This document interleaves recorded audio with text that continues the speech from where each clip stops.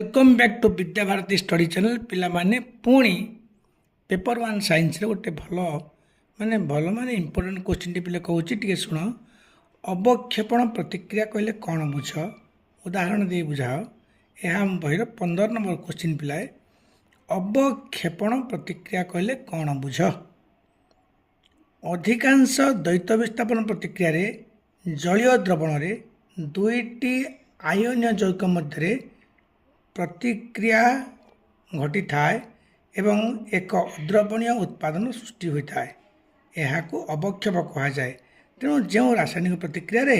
एक अद्रवणीय उत्पाद व अवक्षेप सृष्टि हुए ताकू अवक्षेपण प्रतिक्रिया कह जाए प्रेसिपिटेशन। बर्तमान देखा सोडियम सल्फेट सहित बेरियम क्लोराइड द्रवण मिसिले एक धला अद्रवणीय पदार्थ सृष्टि होता है यही पदार्थटी हूँ बेरियम सल्फेट उत्पन्न होता यही अद्रवणीय पदार्थ को अवक्षेप कहती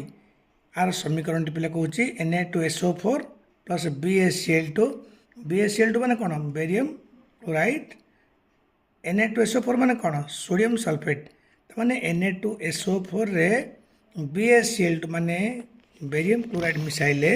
बेरियम सल्फेट और सोडियम क्लोराइड उत्पन्न हुए यही द्वैत विस्थापन प्रतिक्रिया रे सोडियम सल्फेट और बेरियम क्लोराइड प्रतिक्रिया करी दुईटी नूतन जैविक बेरियम सल्फेट और सोडियम क्लोराइड गठन करती यही प्रतिक्रिया रे आयन गुड़िकर आदान प्रदान घटी थाए पिला पुणी देखा sodium sulphate sodium ion barium chloride chlorine ion सह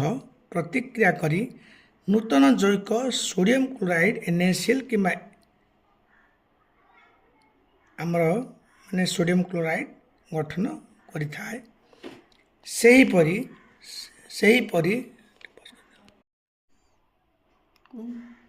sodium sulphate sodium ion barium chloride chlorine ion सह प्रतिक्रिया करी नूतन जैविक सोडियम क्लोराइड NaCl गठन करता आपको कहली पिले यहाँ ठीक से हीपरी barium chloride barium ion sodium sulphate sulphate ion सह प्रतिक्रिया करी अन्य एक नूतन जैविक सृष्टि करता है बेरियम सल्फेट पिला माने यही रासायनिक प्रतिक्रिया रे धला रंगर अद्रवणीय बेरियम सल्फेट जो अवक्षेप सृष्टि होता है यह कहते हैं अवक्षेपण प्रतिक्रिया रही पिला।